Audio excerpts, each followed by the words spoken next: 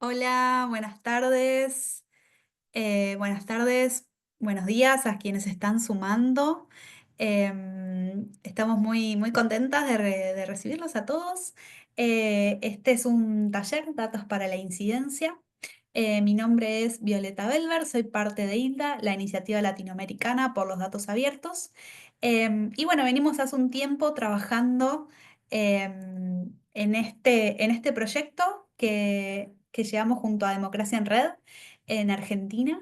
Así que bueno, ahora Florencia Caffarone, que es la directora ejecutiva de Democracia en Red, les va a estar contando un poco más del proyecto de Diálogos Dateros y después ya vamos a estar también presentando a las panelistas y las excelentes profesionales que nos acompañan hoy. Así que bueno, ya vamos a dar inicio en un ratito. Flor, si querés te paso la palabra. Bueno, muchas gracias, Viole. Como me presentaste, soy Florencia, soy directora en Democracia en Red, una organización que está basada en Argentina y que promueve la participación ciudadana en toda América Latina, apoyada en tecnología y también en innovaciones políticas. Y este proyecto de diálogos dateros lo empezamos el año pasado junto a Hilda, con el objetivo, bueno, de enfocarnos en Argentina, en el fortalecimiento de organizaciones de sociedad civil y también activistas que estén comprometidas con la igualdad de género mediante diálogos como este que vamos a tener hoy y también mediante capacitaciones en gestión, generación y uso de datos y también de comunicación con el objetivo de promover la incidencia política a través de narrativas basadas en datos. Estos talleres los estuvimos llevando adelante en Mendoza, Salta y también en Mar del Plata, más como para poder hacer un trabajo más presencial, pero también combinado con espacios como este que son virtuales. Así que, bueno, más que nada eso, gracias obviamente por conectarse y también a las panelistas por sumarse, que justamente también son representantes de Mendoza, de Salta, así que, bueno, encantada de escucharlas hoy. Bueno, y también a Mechi de Buenos Aires. Muchas gracias. Bueno, gracias. La verdad que un montón de personas se sumaron hoy. Creo que vamos a tener una conversación y un taller muy interesante, indagando un poco en distintas experiencias, digamos, de cómo han utilizado organizaciones los datos para la incidencia, para el activismo. Así que bueno, sin más, paso a empezar a presentar. Nos acompañan Luisina Blanco y Belén Boba de Mumalá. Mumalá es una organización feminista compuesta por mujeres lesbianas, trans, travestis, maricas, bisexuales y feministas, con diversas experiencias de militancia social, políticas, derechos humanos y de gestión estatal. Belén es licenciada en producción de medios de comunicación, especialista en abordaje de las violencias y políticas públicas y diplomada en estudios de género, y es la coordinadora provincial de Modala Mendoza. Y también nos acompaña Luisina, que es licenciada en Trabajo Social y diplomada en Acompañante Territorial contra la Violencia de Género y es coordinadora provincial del Observatorio de Mumalá, Mendoza. Así que muchas gracias a ambas por sumarse. También nos acompaña desde Mundo Sur Carolina Trogliero. Carolina es licenciada en Economía y es diplomada en Ciencias de Datos y sus aplicaciones por la Universidad de Córdoba, si no me equivoco. Y bueno, tiene bastante experiencia, como 6 años, como analista de datos en varios sectores, incluidos organizaciones de la sociedad civil, sector público y sector privado. Así que bueno, Carolina, muchas gracias también por sumarte y por que nos acompaña desde Mundo Sur. También tenemos a Mercedes de los Santos, que es directora de proyectos de Open Data Charter, es politóloga y máster en políticas públicas. Open Data Charter es una organización internacional, pero que bueno, también tiene un trabajo muy relevante acá en América Latina y en Argentina. Y ellos promueven la Carta Internacional de Datos Abiertos y apoyan a los gobiernos en procesos de apertura de datos. Así que bueno, muchas gracias también, Mercedes, por sumarte. Una alegría que nos acompañen de Open Data Charter. Y bueno, esa es la introducción a las panelistas, las organizaciones que están hoy presentes. A todos los que nos están acompañando, los invito a usar el chat para dejarnos preguntas o comentarios. Vamos a tener un primer bloque de presentación de los proyectos, de las experiencias, y podemos tener un segundo bloque para poder entablar un diálogo y que nos lleguen sus preguntas y comentarios. Así que cualquier cosa pueden ir ya dejando sus preguntas a medida que surjan. Así que bueno, sin más, pasamos a este primer bloque y bueno, Mercedes, te paso la palabra. Gracias, Viole. Hola a todos, todas, todes, ¿cómo están? Bueno, como dijo Viole, mi nombre es Mercedes de los Santos, soy de Open Data Charter. Tengo una presentación que voy a proceder a compartir. A ver, ay, si me abrió el ChatGPT. Ahí va. Bueno, a ver, como decía Viole, nosotros somos una organización internacional y justamente la misión o visión de la organización es que los gobiernos publiquen datos, produzcan datos y la sociedad civil los utilice para mejorar la elaboración de las políticas públicas, para mejorar los servicios públicos, para que haya iniciativas con más información y que tengan un impacto en la sociedad más fuerte y más efectivo. Por eso cuando las chicas me invitaron a este taller me pareció muy atinado presentar un proyecto que tenemos desde Open Data Charter sobre la construcción de indicadores de cuidado.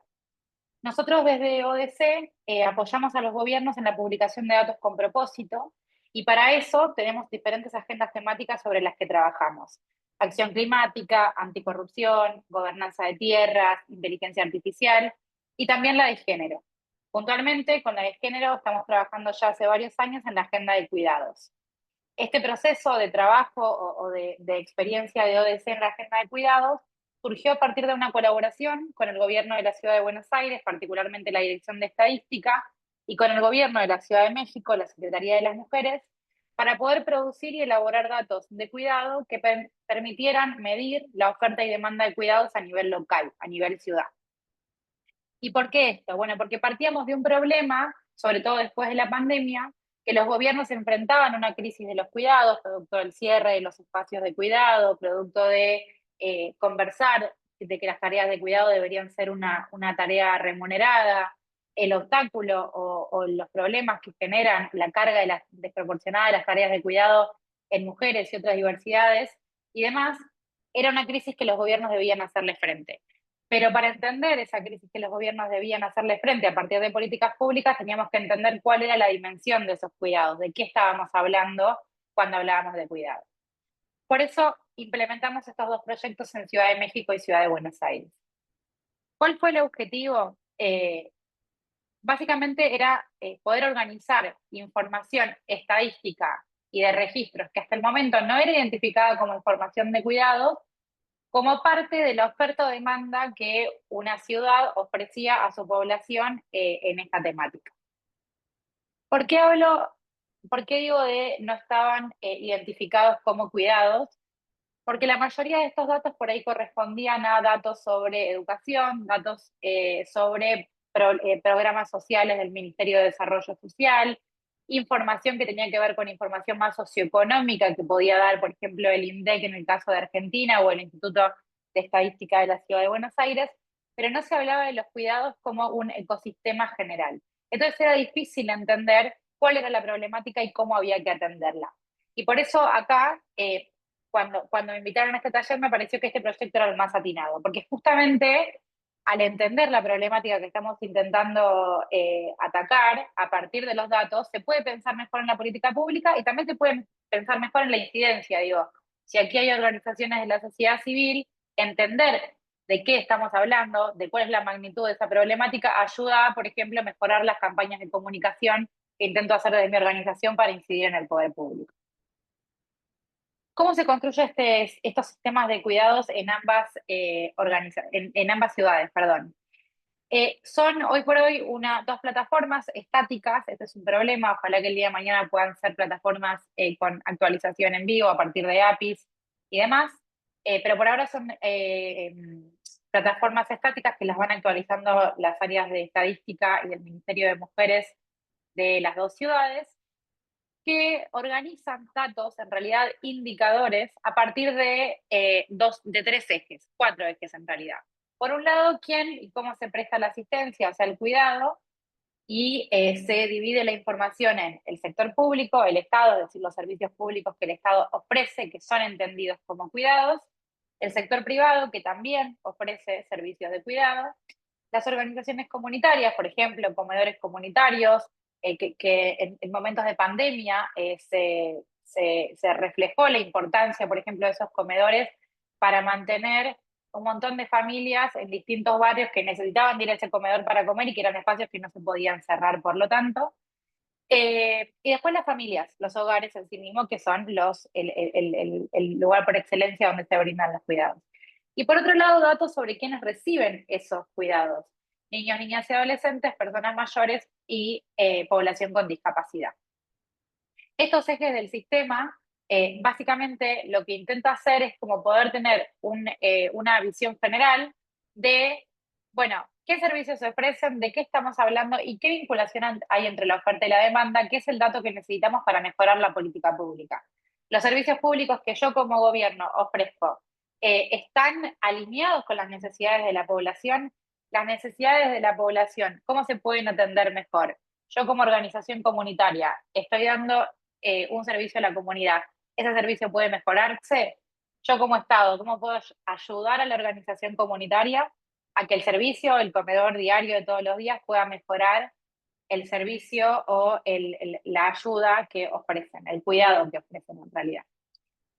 Entonces, acá no lo puse para no llevar, para que no me lleve tanto tiempo la presentación, pero algo que no dije es, la idea de crear indicadores de medición eh, justamente es contabilizar y que no sean bases de datos sueltas en un portal de datos que muchas veces no son analizadas.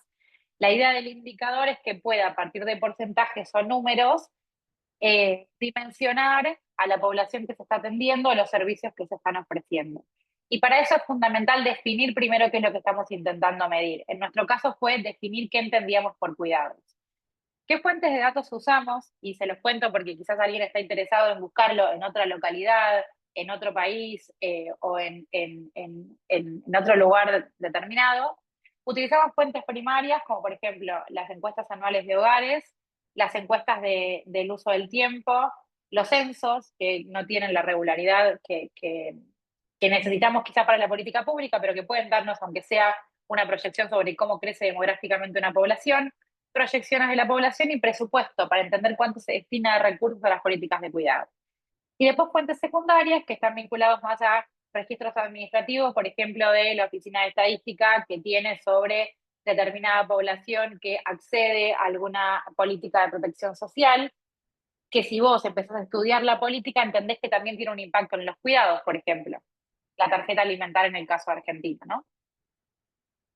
¿Qué buscábamos conocer con la dimensión de la oferta y la dimensión de la demanda? Bueno, por un lado, no solamente entender los servicios públicos que el Estado ofrece a la ciudadanía, sino también, por ejemplo, entender un eje que es transversal a los cuidados y que se comenzó a hablar mucho luego de la pandemia, que son los cuidadores y las cuidadoras. Por ejemplo, conocer la cantidad de cuidadores y cuidadoras que existen, la remuneración, incluso la formación también. Eso nos permite, primero, entender si las condiciones laborales sobre las que esos cuidadores, cuidadoras trabajan son aptas para su trabajo. Entender si la remuneración que se les da es una remuneración apta para que esa cuidadora pueda seguir trabajando, pueda seguir profesionalizándose en la actividad laboral que realiza. Y también para entender si la formación de esa cuidadora se corresponde con el cuidado que brinda, es decir, si la persona que es cuidada está recibiendo los cuidados que necesita.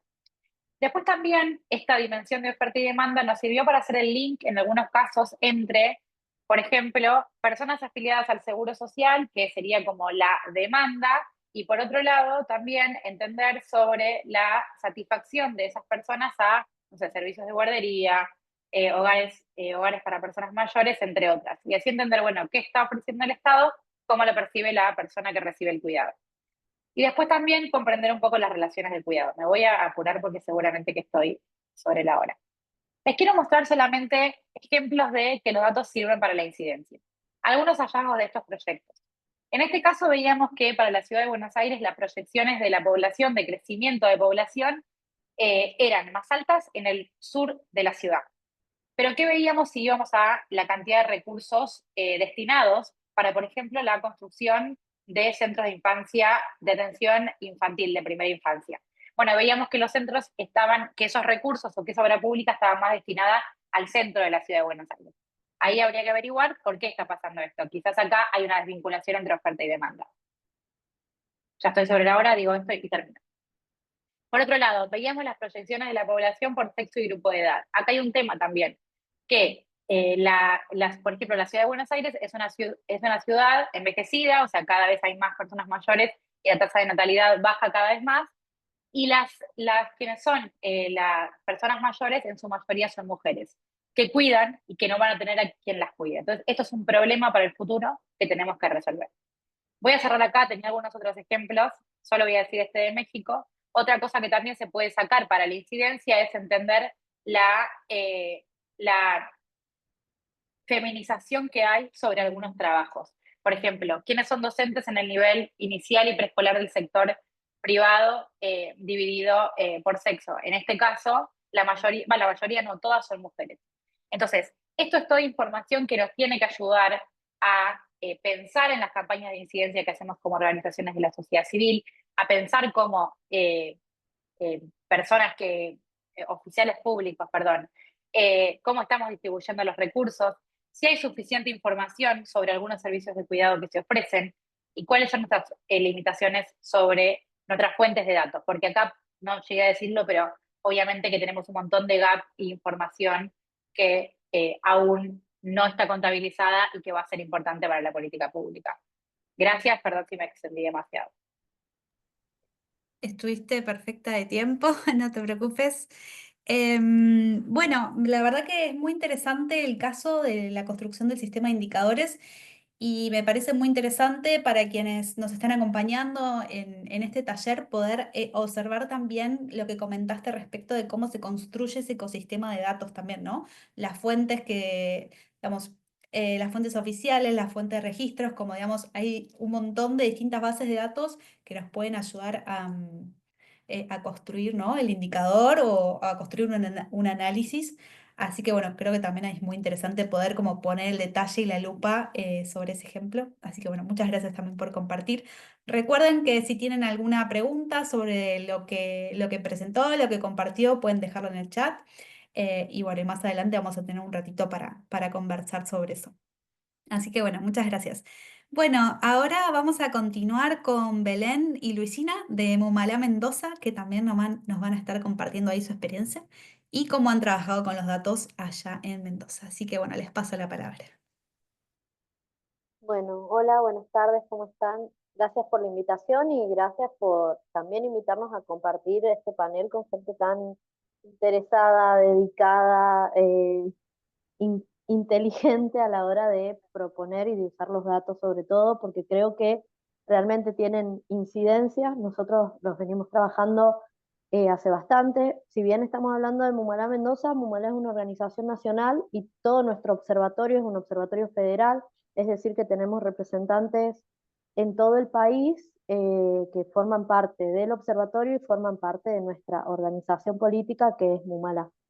Nosotros nuestro primer monitoreo de datos lo hacemos en el 2014 más o menos, monitoreando la ley 26.485, que es la ley para prevenir, sancionar y erradicar la violencia hacia las mujeres. Esta ley en realidad es del 2009 y nosotros también por la cantidad de situaciones de violencia, que es sobre todo a lo que nos dedicamos, que es a sensibilizar y a tratar de incidir en el Estado o formar parte del Estado para tomar decisiones y cambiar la realidad de las mujeres y las diversidades.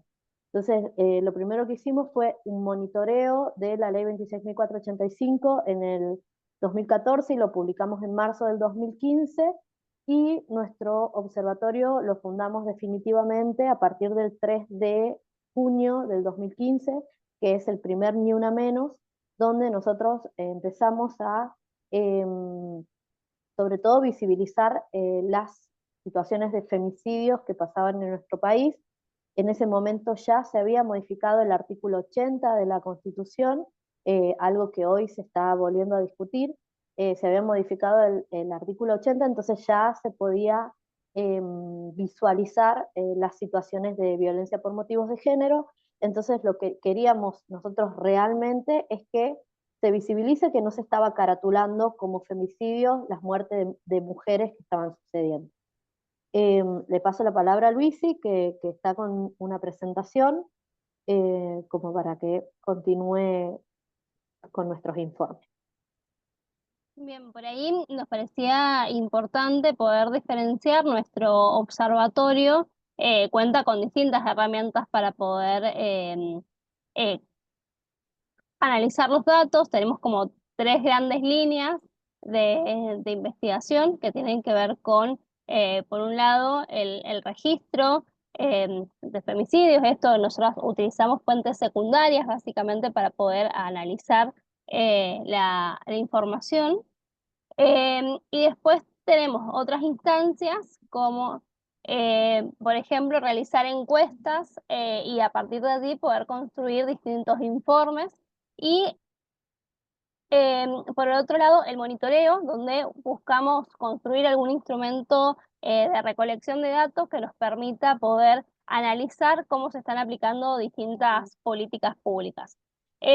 Puntualmente, bueno, el registro es lo que, por lo que más se nos conoce. Nosotras tenemos un registro que informamos a nivel mensual y posteriormente elaboramos un informe anual acerca de los femicidios y las muertes violentas. Como bien decía Belén, en un inicio comenzamos registrando solo los femicidios y a partir de allí fuimos incorporando diversas categorías. Hoy tenemos alrededor de 700 categorías de análisis que vamos trabajando y cruzando. Y a partir de el contexto de la pandemia, nosotras decidimos incorporar distintas figuras para poder empezar a analizar. Entre ellas son los intentos de femicidio que duplican la de casos o muchas veces triplican la cantidad de femicidios, y también el suicidio feminicida, que es una categoría que nos figura dentro de nuestro Código Penal, pero que sí hemos podido traerla y poder visualizarlo, ¿no? Porque si hay algo que nos mostraron las luchas feministas fue que justamente necesitábamos ponerle palabras y visibilizar lo que estaba sucediendo para que posteriormente se modifiquen las leyes y en este caso no, en algún futuro que se pueda modificar nuevamente el Código Penal para poder incorporar estas categorías. Y nosotras somos unas firmes convencidas de que la estadística en sí misma no sirve para nada, sino apunta a pensar en construir políticas públicas. Entonces también estas estadísticas han nutrido diversos proyectos de ley que en distintos momentos hemos podido presentar, como por ejemplo la Ley de Emergencia Nacional Ni Una Menos, que apunta, ¿no?, a poder construir distintos aspectos significativos que hemos podido respaldar con estas estadísticas para posteriormente no mejorar la calidad de vida de las mujeres y poder generar una vida libre de violencias. Y particularmente en Mendoza hemos podido incidir en distintas políticas públicas que nos han permitido poder avanzar. Y en esto, bueno, por ahí nos parecía importante que Belu pudiese comentar alguna de las políticas públicas en las que más impactó las estadísticas en relación del observatorio, en relación a la mejora de la calidad de vida de las mujeres mendocinas en particular. Bien, en general nosotros a nivel nacional pudimos presentar varias, como decía Luis, y varias cuestiones específicas, como por ejemplo lo de los femicidios, pero también nosotros el primer informe nacional sobre algo que en ese momento no se llamaba tal cual, sobre acoso callejero, que en ese momento todo el mundo lo decía como piropos y situaciones, porque bueno, la ley también apuntaba a que se pueda sacar de la ley 26.485, se pueda sacar del mundo privado, digamos, las situaciones de violencia y hacerla de alguna manera pública. Pero nosotros queríamos visibilizar que habían situaciones de violencia en el ámbito público que nos daban miedo y que queríamos nombrarlas como eran, que eran situaciones de violencia. Entonces hicimos el primer informe en el 2015-2016 en una encuesta nacional sobre violencia en el espacio público y en el transporte público, o sea, acoso callejero y violencia en el transporte público.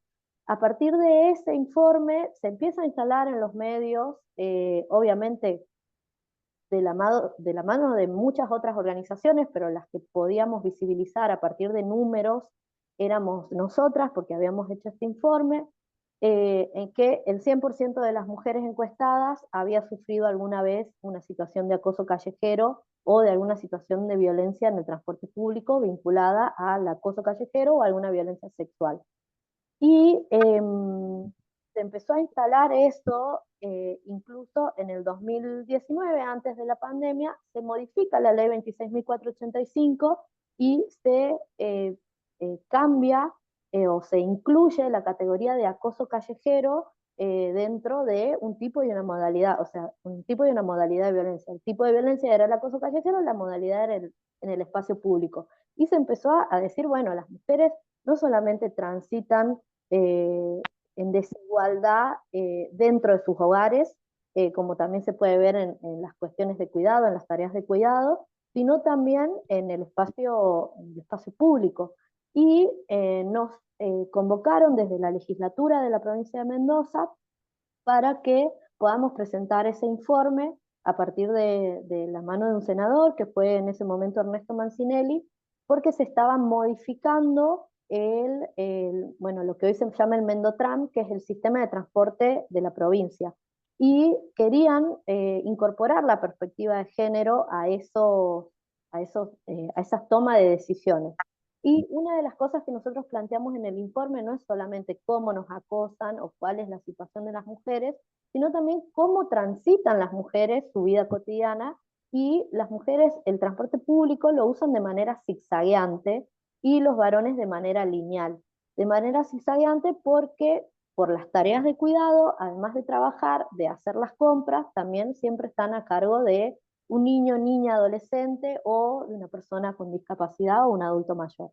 Entonces, poder mostrar en números que las mujeres efectivamente usábamos así el transporte público, después para la toma de decisiones se modificó para tener en cuenta este circuito, se modificó cómo iban a transitar los colectivos en la provincia. Y además de eso, pudimos incidir también en esto que presentábamos en términos de que se declare la emergencia nacional. Nosotros, además de las investigaciones que hacemos del registro de femicidios, de estas 700 categorías, también al lado de eso presentamos propuestas específicas de políticas públicas a partir de ese monitoreo. La apertura de refugios, que en la provincia son 12, un programa económico, porque las mujeres no pueden salir de la situación de violencia si no tienen autonomía económica, y en la provincia hay un programa que es del 2016, que es el programa Nuevas Redes. Bueno, una serie de políticas públicas específicas que van acompañadas de cómo se puede mejorar la vida de las mujeres a partir de la información que tenemos con respecto a los datos. No sé si se me pasó algo, Luisi. Por ahí sumar de que, bueno, este informe que mencionó Belu acerca del acoso callejero también fue insumo para que nuestra provincia, por ejemplo, fuese puesto en el Código de Contravenciones. Digo, siempre es bien emblemático la cuestión del Código de Contravenciones, pero puntualmente en materia de acoso callejero a nosotras nos permitió que pueda ser sancionado y que se reciban este tipo de denuncias. Entonces, poder marcar puntos de inflexión, ¿no? Es lo que para nosotras ha sido como la cuestión exitosa, si se quiere, en relación a la difusión de estos datos. Y después un aspecto significativo al margen de las políticas públicas, si hemos podido construir un buen vínculo con los medios masivos de comunicación. Entonces esto también nos sirve para estrategia de prevención y de sensibilización a la sociedad en general. Entonces cada vez que lanzamos un nuevo informe, somos convocadas por los medios de comunicación para informar y reflexionar acerca de esto y llevar herramientas como bien concretas y cada una de estas intervenciones muchas veces tiene un impacto significativo en nuestras redes sociales, ¿no? O sea, después de la aparición pública, muchas veces muchas mujeres se animan a consultar, solicitar algún tipo de acompañamiento, de abordaje para poder salir del contexto de violencia, así que para nosotras eso es sumamente significativo.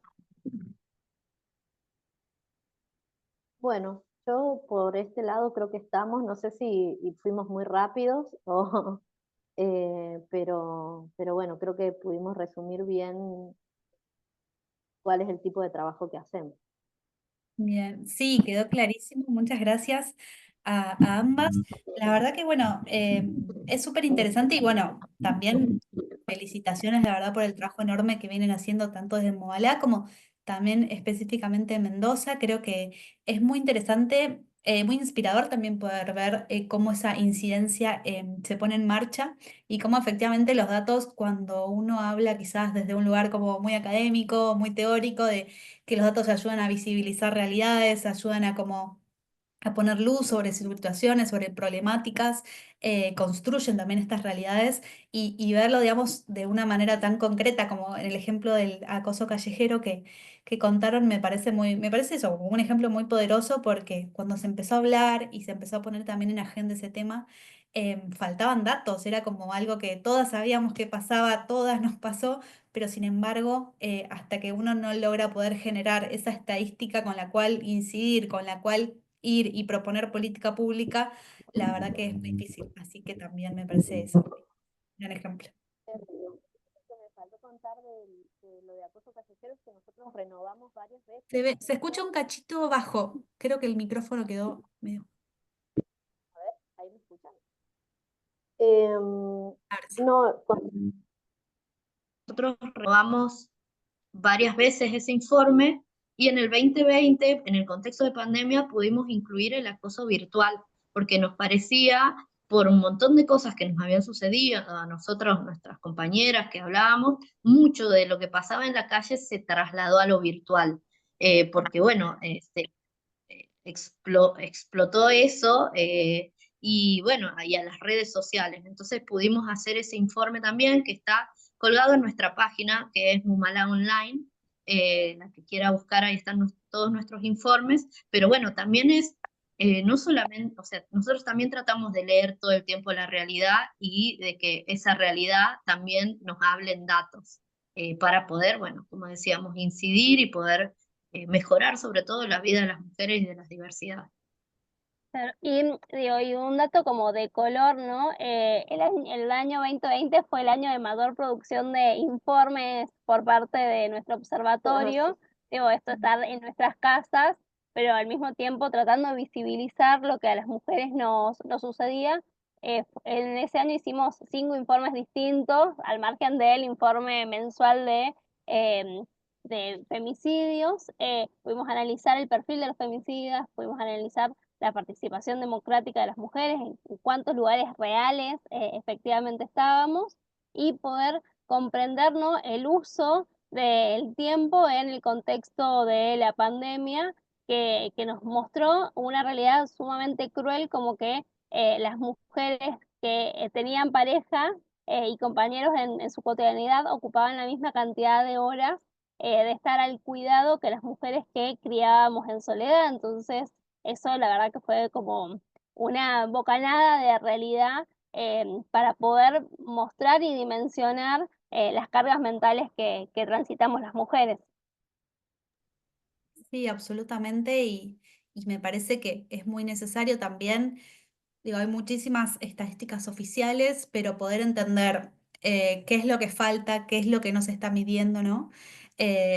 Porque por lo general para hacer análisis de datos, para hacer incidencia, para poder generar transformaciones, no nos alcanza con un dato, sino por lo general lo que necesitamos es identificar lo que falta. Y bueno, tratar de generar estándares, tratar de generar procesos de recolección de datos comunitarios, bueno, distintas, ¿no?, estrategias que se pueden utilizar. Así que bueno, pero muchas gracias, Luisina y Belén. Ahora creo que también vamos a seguir profundizando en este tema y conocer la experiencia de Mundo Sur, que también están haciendo un trabajo espectacular. Así que bueno, Carolina, te paso la palabra y ya te escuchamos. Buenísimo, gracias, Violet. A ver, denme un ratito, así ordeno. Avísenme si se ve, creo que se ve. No. Sí, sí, se ve bien. Sí, a ver, acá, nueva presentación. Denme un segundo y lo ponemos. Ahí está. Lo completa. Siento que se está viendo como otra. No se ve la pantalla de esto. A ver ahí. A ver, ahí sí. ¿Se les ve, se ve Tenés que bien? poner, sí, ahí ocultar y Ahí creo que ahí está. está. Ahí está, buenísimo. Ahí está, ahí está, ahí está. Bueno, nada, muchas gracias. Muchísimas gracias por la invitación. La verdad que un honor escucharle a las chicas también y aprender sobre sus experiencias. Em, Como comentaba un poco, nada, Viole, me quedó a mí ahí también esto, en el tintero esto que decías como el no dato, ¿no? También de repente el no dato también es un gran dato y es como, bueno, no se está poniendo como lupa en ciertas cuestiones. Entonces también tenerlo en cuenta, incluso las compañeras de Mumala que decían esto de que empezaron a relevar las tentativas de feminicidios, me parece que está bueno traerlo porque a veces se puede pensar que en algunos países disminuye el feminicidio como problemática, pero en realidad si se observan las tentativas de feminicidio están en aumento, entonces bueno, se van dando distintas discusiones, ¿no? Según también el dato que se está mirando. Eso por un lado. Por otro lado les cuento que desde Mundo Sur cuando planteamos un poco el taller, cuando planteamos la participación para este taller, la pensamos más desde un lugar también de dejarles herramientas, contarles un poco qué herramientas utilizamos nosotras como en nuestros procesos de gestión y uso de los datos, a partir de los dos proyectos que tenemos, en realidad los dos proyectos principales que tenemos en Mundo Sur, que uno es el Mapa Latinoamericano de Feminicidios y el otro es el Monitor de Crímenes de Odio LGTBIQ+, de Monitor María Hispánico. ¿Sí? Así que voy a ir avanzando. A ver, ahí estamos. Entonces, como les contaba, un poquito les voy a contar cómo trabajamos en el mapa latinoamericano de feminicidios. El mapa en realidad es un espacio de articulación entre distintas organizaciones de la sociedad civil que surge también en el proceso de pandemia, en el medio de la pandemia, surge esta idea de, bueno, un poco vinculado a lo que las compañeras de Mumala decían, ¿no? De estamos encerradas dentro de nuestras casas, sufriendo un montón de violencia, están sucediendo un montón de cuestiones, y de repente, en una semana, se armaron un montón de monitores vinculados a cómo está muriendo la gente por COVID en tiempo real, pero no hay tal información a nivel como más regional de lo que está sucediendo con la violencia de género y particularmente con los feminicidios en América Latina y el Caribe. Entonces, en ese contexto empieza a surgir una articulación. En ese momento eran 6 organizaciones de la sociedad civil, entre ellas Mumala, que hoy ya somos 18 organizaciones las que estamos participando del mapa, y lo que hacemos es básicamente construir una metodología común, que también está vinculado a lo que Viole decía de esto de, bueno, cómo pensamos también la generación del dato desde los territorios y no tanto desde las fuentes oficiales. Entonces empezamos a construir una metodología común de, bueno, cómo hacemos hacer un relevamiento de los feminicidios que están sucediendo en la región, pero que también nos permitan no perder las particularidades que hay en cada uno de los países, porque el contexto de feminicidio también es distinto según el lugar. Hay países que tienen, por ejemplo, muchísimo más problemas de narcocriminalidad y por ende los feminicidios están muy vinculados a esas temáticas. Hay países que tienen más problemas con cuestiones vinculadas al consumo de drogas. Bueno, son diferentes, digamos, las problemáticas, entonces ha sido todo un desafío también pensar cómo construimos una metodología común que nos permita de repente mantener un estándar, pero a la vez no perder las particularidades de cada uno de estos países. Entonces así el MLF lo voy a decir, termina siendo un espacio en realidad no solamente de una construcción metodológica y de relevamiento de información, sino que además nos encontramos cada 2 o 3 meses con las organizaciones que forman parte y vamos revisando la metodología que hemos construido. Justo el año pasado hicimos todo un proceso de revisión y además intercambiamos bueno, información sobre en qué contexto está cada país, ¿no? Qué es lo que fuimos viviendo, qué no. Por ejemplo, cuando se empezó a discutir acá en Argentina un poco el tema de la aportación de armas, que estaba así un poco en la agenda pública en el momento de elecciones, una de las temáticas que se puso sobre la mesa fue, bueno, ¿qué pasa en los países en los que efectivamente está legalizada la aportación de armas? ¿Cómo esto se vincula con la violencia de género y con los feminicidios en particular? Entonces hay compañeras que viven en otros países, también nos cuentan, digamos, sobre cómo afectan este tipo de cosas a las mujeres y disidencias. Y esto también construimos información a partir de lo que un poco le decimos como datos acuerpados, pensando en que nada, que la información, más allá que después termina siendo una fila en una base de datos, en realidad por detrás hay toda una historia, ¿no? Y que también quien está haciendo ese relevamiento se ve completamente atravesada por lo que sucede, porque la verdad es que es durísimo estar relevando información vinculada a violencia. Eso para ponerles un poco en contexto de lo que es el mapa, ¿no? Y ahora la idea es contarles un poquito qué herramientas utilizamos. Ahí les estoy mostrando más o menos qué organizaciones de la sociedad civil están participando dentro del mapa. Esas son las 18 organizaciones. La única organización que no forma parte del mapa, o sea, que no forma parte de las instancias de construcción metodológicas, es Feminicidio Uruguay. Tenemos contacto con la compañera, pero ellas en realidad tienen su propia metodología y suben información en una plataforma de datos abiertos. Entonces nosotras tomamos esa información y a partir de eso la asociamos a la base de datos del MLF. Entonces, ¿cómo es un poco el proceso que llevamos a cabo? Como les contaba recién, primero hacemos esta construcción metodológica, que en el 2020 fue la primera construcción, que tenía unas 10 variables más o menos. El año pasado nos dedicamos a reconstruir la metodología con todas las organizaciones, horas y horas y horas de estar como pensando, bueno, qué es lo que nos parece importante, digamos, de estar registrando. Una de las grandes cuestiones que identificamos fue, bueno, no solamente tengamos información sobre la víctima, empecemos a recolectar información sobre los agresores, porque necesitamos también caracterizar y encontrar como información sobre el agresor para poder también hacer política pública vinculada a, bueno, ¿qué hacemos con estos perfiles de repente? Es una metodología que está en constante adaptación, porque también los contextos van cambiando y la problemática va cambiando, entonces se va revisando. La parte de la recolección de datos, entonces una vez que tenemos pensada ya una metodología, lo que hacemos es construir, bueno, cuál es entonces el registro que se realiza. Cada una de las organizaciones que forman parte del MLF hace la recolección de datos de su país a nivel nacional, y tiene sus propias fuentes de datos y también sus propias metodologías, ¿no?, para recolectarlo. Las fuentes en general terminan siendo los medios de comunicación principalmente, y algunas organizaciones además articulan con observatorios, con algunas fuentes más oficiales, ya sean de la fiscalía, fuentes judiciales, policiales, que les permite capaz complementar información que ya sale de los medios de comunicación. Esto es un desafío también el medio de comunicación no solo con sus narrativas, sino también con sus propias limitantes, ¿no? Porque bueno, en el medio de comunicación, por más que uno quisiera tener quizá información del agresor, el medio de comunicación hace muchas veces hincapié en el perfil de la víctima. Después, una vez que las organizaciones hacen como este proceso de recolección, nosotros desde Mundo Sur recibimos esa información, generamos distintas herramientas que permiten como almacenar la información, ¿no? Y estas herramientas son distintas según los contextos también de los países. Hay países que tienen mayores problemáticas para compartir información porque el activismo está, por ejemplo, penado. Entonces tenemos que encontrar distintos tipos de estrategias para poder hacer ese traspaso de información. Igual ya les voy a mostrar un poquito más. Después, por otro lado, lo que hacemos es limpiar. Esto es un poco, en general, ¿no?, el proceso de análisis de datos. Lo pusimos así como para que se organice también cómo sería todo un proceso de utilizar información para la incidencia.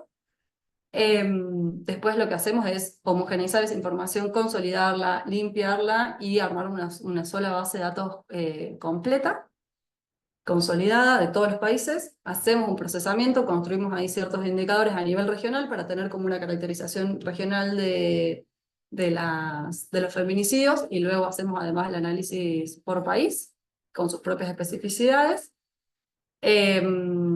Hacemos dos informes al año, uno para el 8M y otro para el 25N, donde analizamos justamente esto, qué sucedió con los feminicidios en el primer semestre y después qué sucedió en el año completo cerrado. En general, esta parte no es solamente análisis cuantitativo, sino que también articulamos o con las propias organizaciones o con distintas activistas, investigadoras y personas que estén trabajando en la temática para poder agregarle análisis más cualitativo y también visibilizar alguna problemática en particular, ya sea, por ejemplo, feminicidios de mujeres migrantes, tentativas de feminicidios, bueno, como para ir abordando distintas temáticas que atraviesan los feminicidios desde una mirada interseccional. Y por último, también tenemos una instancia de visualización, que es una plataforma de visualización donde vamos mostrando de manera actualizada la información que están recolectando todas las organizaciones que forman parte del MLF, con intenciones de que, bueno, de tener un acceso más rápido, digamos, a esa información y no tener que esperar a veces a los informes, donde además se puede ir filtrando y obteniendo información más específica de cada uno de los países. Entonces, no sé cómo voy de tiempo, pero entonces, ustedes me avisan cualquier cosa. Vas Cuento bien, un poco. tranqui. Bien, genial. Pues voy hablando muy rápido también, si quieren puedo parar un poco. Les cuento un poquito qué herramientas se utilizan, que a veces también es como de utilidad para el momento, ¿no?, de construir datos, sobre todo cuando se utilizan los medios de comunicación como fuente principal. Las organizaciones utilizan, la mayoría, muchas de las organizaciones utilizan simplemente la lectura, leen la noticia y van cargando los datos uno a uno. Algunas organizaciones utilizan esta herramienta, que es una extensión de Chrome, donde se llama, bueno, Datos contra el Feminicidio, y lo que permite es colocar algunas palabras específicas. Entonces se lee, por ejemplo, se abre una noticia y decimos, bueno, tenemos esta noticia de Infobae, quiero que me le identifique a las noticias, le paso yo primero Infobae, perdón, de ahí me identifica la noticia, a partir de ciertas palabras específicas que yo le paso, le digo, bueno, si dice, por ejemplo, feminicidio, violencia de género, ciertas palabras que a mí me parecen que si están en la noticia, me interesa la noticia, y a partir de eso me trae esa noticia, ese link, y me dice, bueno, estas son las palabras claves vinculadas a la edad de la persona, dónde fue el feminicidio, quién fue el victimario, el agresor, etc. Entonces, algunas organizaciones utilizan esta herramienta que es muy buena y que también permite que semanalmente te llegue información sobre los distintos links o medios que están publicando este tipo de información. Entonces, ayuda a disminuir el trabajo manual, que significa muchas veces estar como buscando esta información constantemente.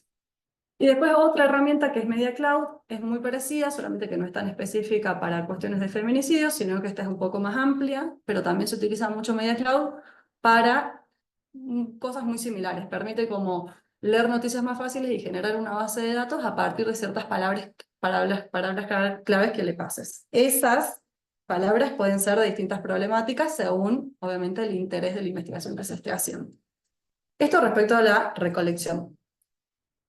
Respecto al almacenamiento, como les contaba, vamos creando distintas herramientas según el país, ¿no? Según cuál es el contexto de cada uno de los países. En general trabajamos bastante con las hojas de cálculo, de Google Sheets o Excel, en los casos en los que las organizaciones no pueden trabajar con información online por cuestiones de privacidad. Pero también construimos una plataforma de carga que en lo ideal siempre sería que la mayoría de las organizaciones puedan utilizarla, pero bueno, entendemos que no todas las organizaciones tienen los recursos para hacerla, para usarlo, pero construimos un formulario de carga en Odoo, que es una plataforma que también está muy buena, donde se puede armar como un formulario específico que permite no solamente tener criterios de seguridad en los datos que se generan, sino también ir traqueando cada uno de los casos. Entonces, por ejemplo, yo acá les muestro una fotito de cómo se cargaría un caso de feminicidio, ¿no? Con información sobre el crimen, información sobre la víctima, dónde se ubica, se puede marcar en el mapita exactamente el lugar, y información sobre él o los agresores. Esta información, lo que tiene de interesante la plataforma es que no solamente brinda más seguridad, sino que además permite traquear quién cargó el caso, cuándo se hubo una modificación, en qué momento se modificó, por qué se cambiaron las características de la víctima, lo que sea, hay un traqueo. Entonces hay un seguimiento que a veces se pierde si se utilizan otro tipo de herramientas. Como por ejemplo un Excel o una hoja de cálculo que uno simplemente borra y bueno, se perdió el dato anterior. Esto en términos de almacenamiento, cómo almacenamos los datos. Después, cómo los procesamos y cómo los analizamos. Utilizamos principalmente Python, que es un lenguaje de programación que permite procesar volúmenes de datos más grandes de manera más rápida. Y además nos permite generar ya las visualizaciones que muchas veces ponemos o en las infografías o en los informes. Entonces eso también nos ayuda a disminuir un poco el trabajo manual. Usamos Google Colab, por si no lo conocen, es una herramienta de Google que es gratuita y que también lo que tiene de bueno, a diferencia de otras herramientas de procesamiento de información, es que está online. Entonces, si por ejemplo la armo yo en mi cuenta de Google, se la puedo compartir a una compañera de la organización para que ella también corra y ejecute ese código y la pueda usar y la pueda modificar. Es como si fuese, tiene los mismos conceptos que el Drive en general, que Google Drive, de que todo es compartido y que puede ser colaborativo.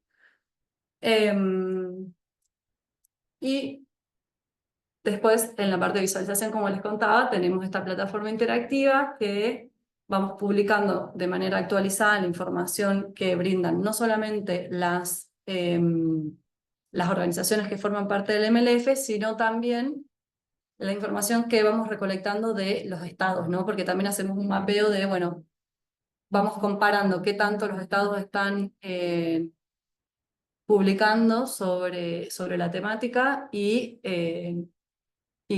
cuánto van publicando las organizaciones, principalmente con intenciones de exigirle a los estados que publiquen información más actualizada y desde una perspectiva feminista. Esto respecto a el MLF. No sé cómo estoy de tiempo, pero en 5 minutitos, ¿estamos bien o no? ¿Sí pasada? ¿Sí? Sí, que quedan un par de minutos. Bien, buenísimo. Y este es más cortito porque es contarles como para agregar algunas otras herramientas. El otro proyecto que tenemos es el monitor de crímenes de odio en Mariel Franco. Este monitor lo hacemos directamente desde la organización, es decir, no articulamos con otras organizaciones para la recolección de datos, sino que la recolección se hace entre las compañeras de Mundo Sur. El monitor lo que hace es construir y sistematizar estadísticas sobre los crímenes de odio a las personas LGTBIQ+ de América Latina y el Caribe a partir del análisis de medios de comunicación desde una perspectiva transfeminista. Lo que tiene interesante además es que trabajamos desde una ética transfeminista en el sentido no solamente del momento de leer ese dato, sino también que la equipa que forma parte de este proyecto son todas compañeras de la comunidad, entonces también les atraviesa desde otro lugar la problemática y por ende también tienen otras identificaciones al momento de registrar esa información.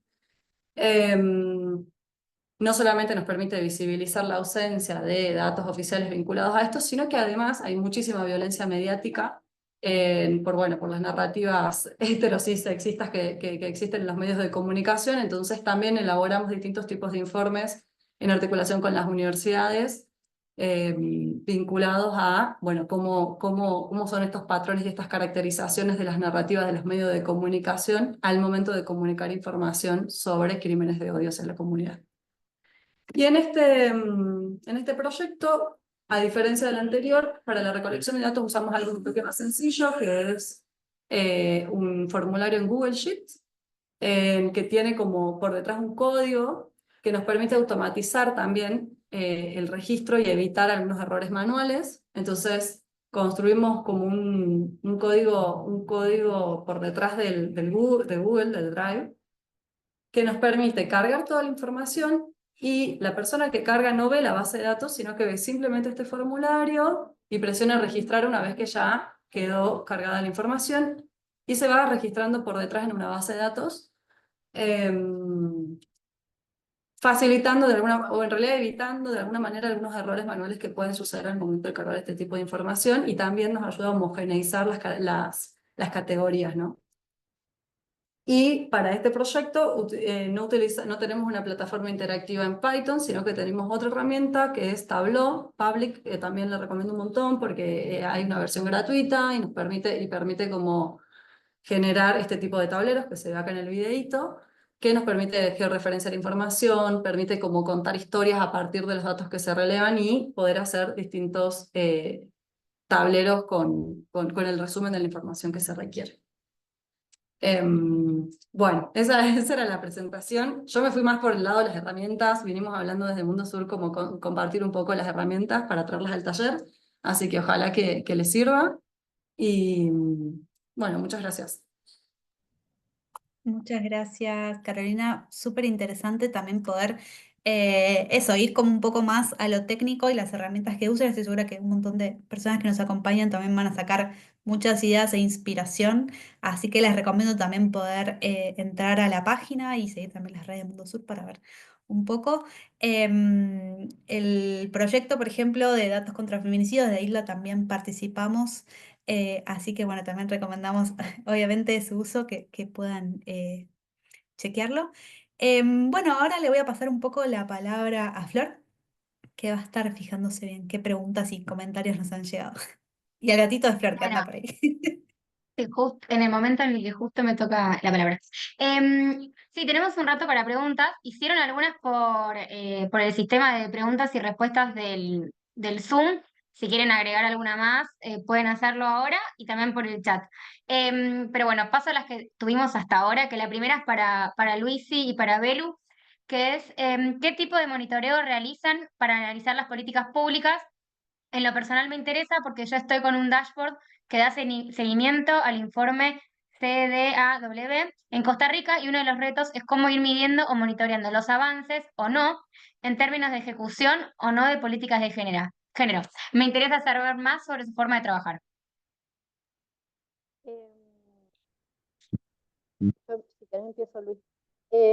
Nuestros monitoreos, bueno, como dije al principio, nosotros somos una organización federal que tiene bastante militancia, sobre todo, obviamente, militancia ad honorem, y mucho interés en esa militancia, en esa política. Entonces, nosotros tenemos en la Argentina, como mencionaba, la ley 26.485, que hace un lineamiento de las políticas públicas que hay que implementar para la atención, el abordaje, la prevención de la violencia por motivos de género.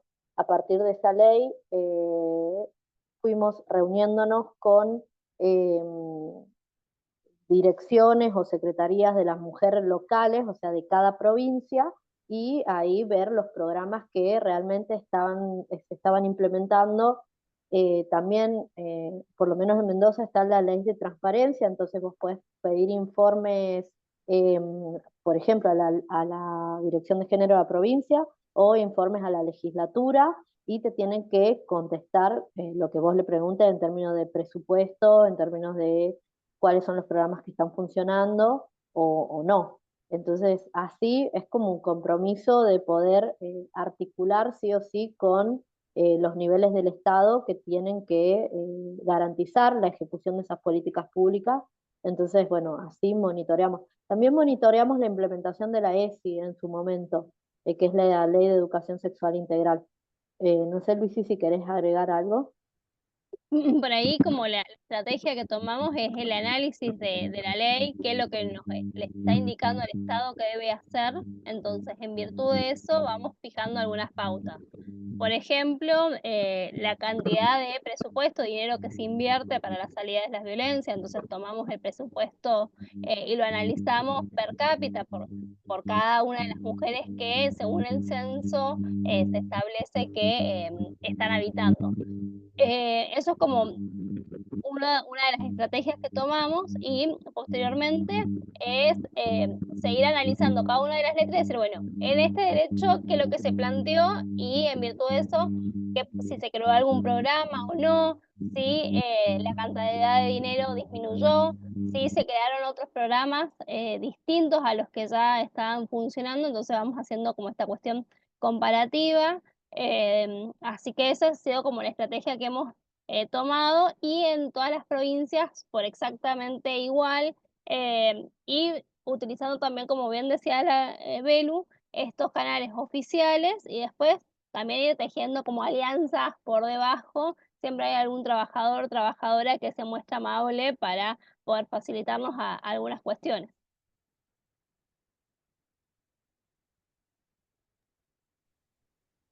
Gracias. Después teníamos otra pregunta que era de Karina de Paula sobre esta herramienta es gratuita. Yo creo que hacía referencia a alguna de las que mostró Caro. Recién vos dijiste, Caro, algunas que eran gratuitas, pero quizás si haces como repaso breve sobre como las que mencionaste y si son gratuitas o no. Yo imagino igual que se refiere justamente a la que usan para las feminicidios, en la que dijiste que era especial.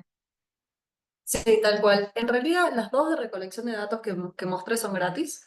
Una es más específica para cuestiones vinculadas a datos de feminicidio o violencia de género. Y también después Tableau Public, que es la última que mostré más para mostrar, armar tableros y visualización de datos, también es gratuita. O sea, tiene la versión paga, pero la versión gratuita es la que utilizamos y funciona muy bien y tiene muchas funcionalidades. Así que esas son gratis. Bueno, después la de Google Perfecto. también, ¿no? O sea, Google Colab Sí, y eso que ya se conoce. y esa, entonces nos podés pasar el enlace de la, así, porque después me Ay, dijiste que Marta. querés anotarlo y anotás otro nombre y no lo Sí. encontrás. Bueno, después la última pregunta que tenemos es de Evelyn, que es ¿cómo podemos generar o visibilizar datos acuerpados sobre las personas LGBTIQ+. En mi país es muy complejo conocer estos datos porque las instituciones recogen estas variables de forma voluntaria y únicamente lo manejan para caracterizar a la población. Entonces resulta difícil, por ejemplo, saber cuántas personas trans hay en total en las universidades, cuántas están viviendo casos de violencia y cómo están respondiendo las instituciones y a nivel comunitario. Creo que sería para Caro. Bueno, qué pregunta. Es bastante amplia. En general, creo que un poco esto de pensar, ¿no? Los mapeos más colaborativos y comunitarios ayuda muchísimo porque la verdad es que son problemáticas que están intrínsecas en absolutamente toda la sociedad y atraviesa todas las instituciones y las organizaciones. Entonces, es medio complejo. Quizás un poco desde la experiencia de nuestro proyecto en esto, ¿no? Sentarse y juntarse con compañeras y compañeros que estén atravesadas por la problemática y que les interese y empezar a pensar como metodologías para, por ejemplo, empezar a hacer un relevamiento en algún lugar específico, chiquito y de a poco, digamos, como no quizás pensar tan en lo macro, sino empezar con algo. Por ejemplo, nos interesa, bueno, las universidades, qué está sucediendo, y a partir de eso se generan ciertos movimientos también y otras personas de otras instituciones empiezan como a habilitar un diálogo y un interés para hacer ese registro de información. Depende de los países, también hay países que han hecho algún tipo de encuesta sobre, por ejemplo, las condiciones de vida de las personas trans. En Argentina se hizo el año pasado, se hizo también a nivel provincial en Córdoba, pero bueno, eso ya son fuentes oficiales y ya depende muchísimo de la voluntad política, ¿no? Del país en el que estás. Veo que Mechi está levantando una mano, Sí, no sé si eso. respondió a tu pregunta, pero cualquier cosa la podemos profundizar. Yo No, puedo, sí, sí, dale, Belu, anda vos y voy ya después. ay, perdón, perdón. No, yo también, nosotros como Malá, hasta el 2023 relevamos esos datos, es bastante complejo porque no es solamente los transvesticidios, por ejemplo, sino también los transvesticidios sociales, que es este deterioro de la vida de muchas mujeres trans por que las expulsan de sus hogares a temprana edad, por un montón de cosas.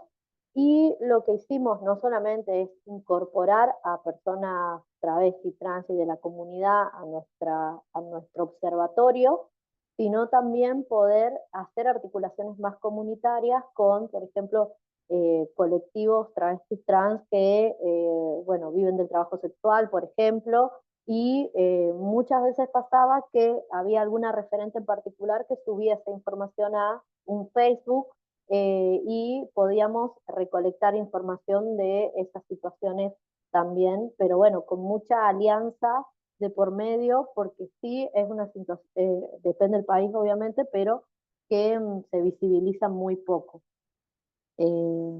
Bueno, y aparte también acá en Mendoza está la ficha FADI, que es para las personas del colectivo que se acercan a la Dirección de Género y Diversidad y bueno, todas las problemáticas que pueden plantear a la hora de solicitar un acompañamiento, digamos. Eso también es interesante cuando el Estado se pone a trabajar sobre esa mirada, digamos. Mechi. No, solamente me parece que es un desafío y justamente que estamos hablando de la incidencia, me parece que también como organizaciones hay que trabajar en la incidencia para que estos instrumentos de recolección de datos puedan ser lo más abarcativos posibles y puedan realmente reflejar las características de la población de la población LGTBIQ+, y de todas las poblaciones también afrodescendientes y demás. Cuando hicimos este proyecto en México y también lo trabajamos en Colombia, nos dimos cuenta que había toda una sección de los cuidados ofrecidos por esas poblaciones que no estaban ni siquiera registrados en las oficinas de estadística, y es un gran desafío. Y ahí me parece que también tiene que ver con que muchas veces los proyectos de datos que nosotras como organizaciones generamos, o incluso que los gobiernos generan, no incluyen a los institutos de estadísticas en estos procesos, porque siguen siendo como una parte de oficinas o institutos que tienen como un saber determinado, que están aislados en una oficina determinada y que difícilmente trabajan con las áreas de datos abiertos, o con las áreas de género, o con las áreas de políticas de protección social. Entonces me parece que hay que sumarlos y hay que tratar de incidir para que estos instrumentos puedan medir todas las características de estas poblaciones. La encuesta del uso del tiempo, por ejemplo, que establece, que tiene la ciudad de Buenos Aires, incluye información sobre la población LGTBIQ+. Ahí les invito a quienes estaban preguntando a que lo puedan ver. Y también hay bueno, en este momento en Argentina estamos pasando por un momento complicado, pero hay una encuesta que se hizo en 2019, una encuesta sobre población trans, que también invito a que lo puedan revisar y también ver de ahí de qué tipo de instrumentos se recolectó la información. Lo hizo la que era en su momento Dirección General de Políticas Integrales de Diversidad Sexual. Me parece que también, digo, es eso, como no es solamente la incidencia para que existan los datos, sino también para que existan los instrumentos de recolección de información que caracterizan a estas poblaciones, porque si no seguimos hablando un poco en la misma burbuja de siempre. Eso. Sumo ahí rápido una cosita más. Respecto, digamos, a lo que es la gobernanza de los datos, cuando se trabajan datos desde las organizaciones de la sociedad civil, qué importante también es pensar estos datos, esta gobernanza de datos, es decir, esa toma de decisión sobre cómo se diseña, cómo se recolecta, cómo se va a usar, que sea inclusiva y que, digamos, sea también como múltiples actores, como decía Mercedes, que poder incluir, por ejemplo, los institutos de estadística, pero también, por ejemplo, cuando estamos pensando un proceso de datos sobre poblaciones específicas, más que nada poblaciones que históricamente han sido marginalizadas, son discriminadas, están en una situación mucho más vulnerable, poder incluirlas y que sean parte de ese proceso, creo que enriquece mucho más y probablemente haga que los datos que resulten sean más representativos y sean más poderosos para usarse. Así que creo que eso también es algo que es fundamental tener en cuenta y es parte también de cómo se piensa y se diseña, ¿no?, ese proceso de datos. Bueno, voy con la última de acá del chat. Ah, no, hay una más, creo, ¿no? Mira, justo ahí acaban de entrar una nueva. Pero voy con esta. Bueno, primero agradecen a Caro por compartir las herramientas, y esta es una pregunta para Luis y Belu sobre la metodología de recolección. ¿Cómo se recolecta la información en Mumalá a nivel nacional y provincial? Y también mandan como admiración, es Karina de Jujuy. Así que esa es la pregunta. Me imagino también que va más como a lo técnico en relación a como los mecanismos de recolección. Bien, por ahí específicamente para el registro de femicidios, intentos de femicidio y demás, tenemos como una doble herramienta, una que es de instantánea, ¿no? De ir actualizando un listado interno que tenemos como de manera manual, cosa de poder tener los números lo más frescos posible. Y posteriormente tenemos links de carga donde cada una de las responsables referentes de cada una de las provincias va cargando la información acerca de esa muerte violenta, de ese femicidio, y posteriormente eso se vuelca en una base de datos que es analizada por el equipo de la coordinación del observatorio, donde se apunta, ¿no?, a ir generando estos porcentuales que tenemos. Pero bueno, tenemos específicamente para el registro de femicidios y también para el registro de ataques de odio, este sistema donde vamos actualizando a través de un listado, y posteriormente vamos llenando en los links de carga para tener toda la base de datos completa. Y después, en materia de lo que tiene que ver con los monitoreos, utilizamos las herramientas del Drive, donde el equipo de coordinación nacional del observatorio se encarga más de ver todas las cuestiones de índole nacional, y después la responsable de cada una de las provincias va llenando estos formularios de acuerdo a la realidad de cada una de las provincias, y posteriormente se va a hacer a la base de datos para poder hacer el análisis y ir sacando los distintos porcentuales y la información por cada una de las mujeres. Gracias, Luisi. Y te cae otra pregunta que es, ¿cómo han sido sus experiencias de encuentro entre sociedad civil y gobierno? ¿Cómo recomiendan hacer estas reuniones para hacer diálogos multiactor? Creo que acá Mechi podés ir vos con esta respuesta. No, levanté la mano porque justo me acordé de cómo fue el proceso de la construcción de sistemas de indicadores, y dado que hay mi presentación medio rápido, ahora me puedo explayar un poquito más. Yo creo que los encuentros entre sociedad civil y gobierno, para mí la clave también es que ninguno de los dos sectores vaya con un producto o una idea terminada para que el otro sector lo valide. Me parece esta idea que mencionaba Viole como la noción de crear comunidad y que la construcción de recolección del dato o del instrumento sea colaborativa es la clave. En nuestro caso, primero hicimos como una definición de qué entendíamos por cuidados con las instituciones gubernamentales que llevaban adelante políticas de cuidado, con la Dirección de Estadística en función de los datos que la Dirección de Estadística tenía, y a su vez también con la sociedad civil, por ejemplo, organizaciones de mujeres u organización como, no sé, ONU Mujeres, organizaciones internacionales que vienen hace muchos años, CEPAL, que vienen hace muchos años trabajando en temas de tareas de cuidado no remunerados, y también la desigual distribución de tareas entre hombres y mujeres. Eh, y una vez que hicimos esa definición, intentamos buscar en fuentes de datos indicadores, o al revés, intentamos ver qué fuentes de datos estaban disponibles para elaborar esos indicadores que pudiesen dar cuenta de la manera más cercana posible la definición que nosotros habíamos construido.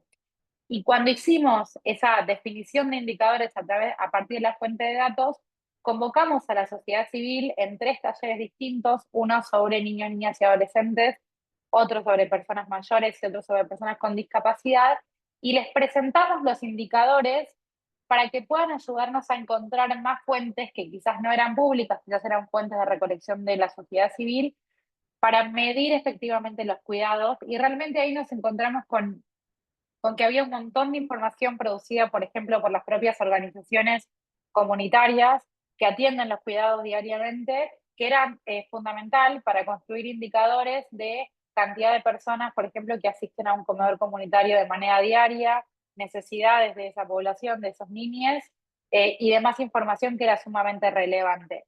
Entonces, me parece que ahí la respuesta es no llamar a la sociedad civil para validar, sino como construir un espacio en conjunto para pensar, por ejemplo, en este caso, qué tipo de indicador caracteriza mejor a los cuidados.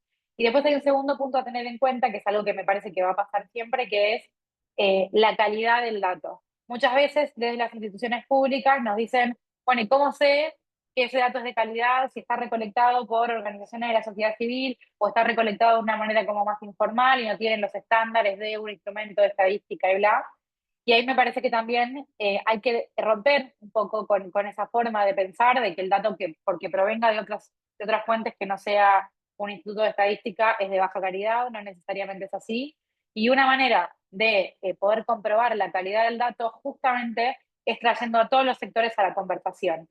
Un dato, por ejemplo, para entender si los datos son de calidad, es invitar a las universidades, que son quienes usan un montón esos datos para crear informes o para los diferentes estudios que realizan, identificar si efectivamente están actualizados, si son de calidad, si están desagregados, si están completos y demás. Eso, gracias.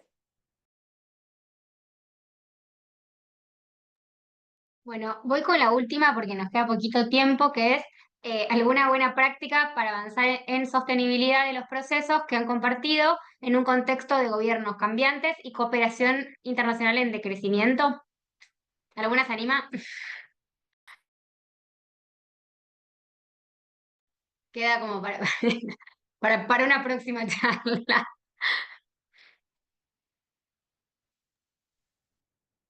No, bueno, a ver, digo, y es un poco la misma respuesta que di ahí recién. O sea, me parece que quienes vamos a estar siempre somos las organizaciones de la sociedad civil. Entonces, en proyectos, por ejemplo, como los que lleva Open Data Charter, la sostenibilidad de esos proyectos, a pesar de los cambios de gobierno, se dan porque existe una sociedad civil que demanda por esos datos. Entonces, es muy difícil bajar proyectos de estas características, no es imposible porque se bajan. Sí, hay un monitoreo ciudadano de esos procesos. Existen mecanismos de pedidos de acceso a la información o, por ejemplo, no sé, carteles no, box en los portales de datos abiertos para que la sociedad civil pida o demande la actualización de determinado dato. Entonces, me parece que esa es una manera, digo, poder también generar una concientización a los ciudadanos de que la información es poder y de que tienen que seguir reclamando por esos datos para que les sea más difícil a los gobiernos o a quienes producen la información, darlo de baja. Y respecto del financiamiento internacional, yo creo que es un desafío que también nos trae algunas enseñanzas y aprendizajes, y es que principalmente, digo, diversificar un poco los fondos y tratar de comunicar mejor también lo que hacemos como organizaciones de la sociedad civil, pensar un poco más en el impacto que hacemos, para que cuando venga alguien que nos quiera romper diciendo como lo que hacen no sirve para nada, tengamos alguna manera de contrastar esa idea. Siempre vamos a depender de ese financiamiento internacional, pero yo creo que si diversificamos y mejoramos la comunicación en el impacto de lo que hacemos, hay menos herramientas para que desechen los proyectos que estamos llevando adelante. Ahí sumo también algo que me parece fundamental en lo que es, digamos, cómo generar y construir sostenibilidad, es construir comunidad. También cuando el contexto es complejo y más cuando trabajamos temas de agenda vinculados a género, vinculados a diversidad, feminismo, cuando el contexto es hostil, es difícil, es más importante que nunca poder contar con comunidad. Hay muchísimas personas, activistas, organizaciones que tienen interés en trabajar, que están trabajando, que han hecho cosas.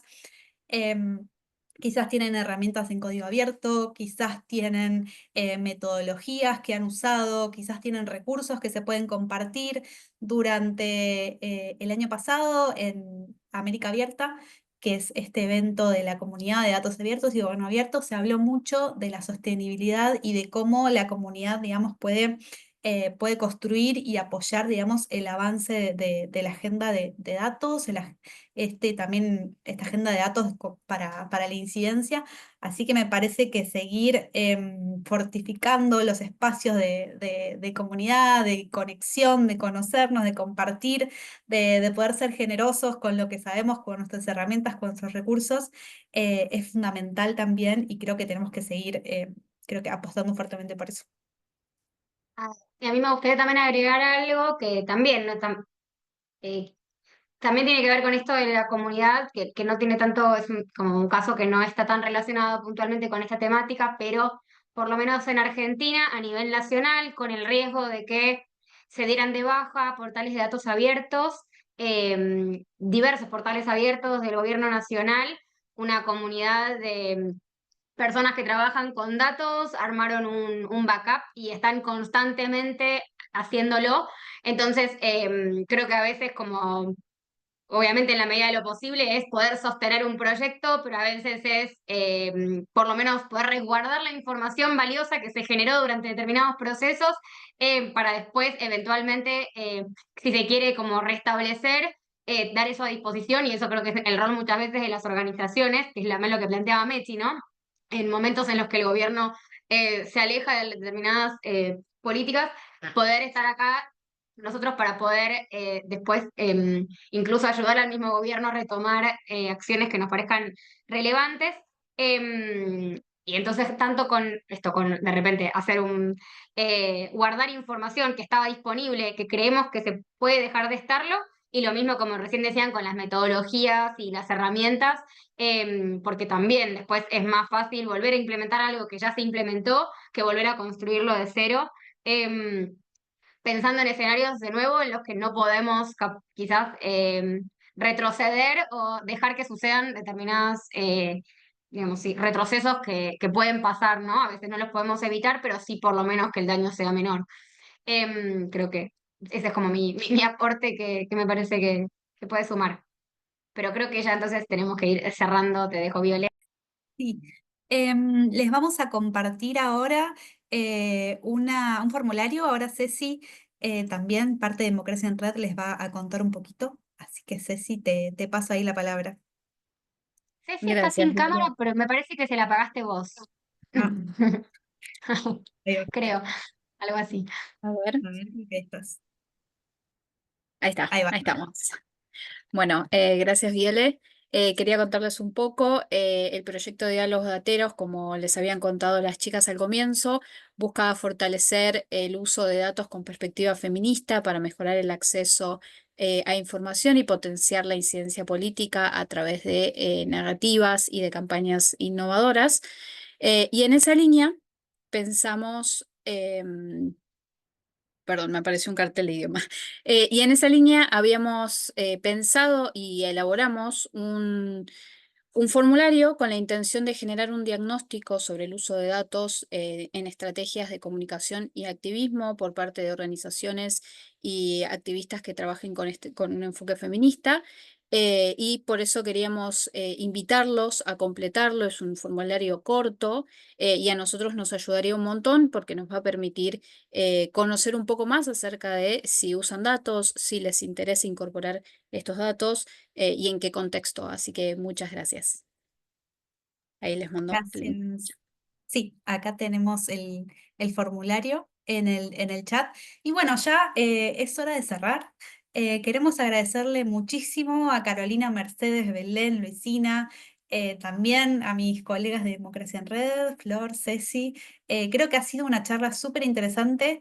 Y bueno, a todas las personas que nos acompañaron esta tarde también, muchas gracias. Y bueno, creo que una de las cosas con las que nos vamos es esta idea de seguir construyendo comunidad, seguir compartiendo. Las invitamos a seguir también interactuando a través de nuestras redes o estos espacios de diálogo que se van abriendo. Así que bueno, es un gusto haber tenido este espacio y de haberlas recibido. Y bueno, muchas gracias por compartir sus experiencias y todo. Así que bueno, nos despedimos. Gracias. Adiós, muchísimas gracias. Muchas gracias.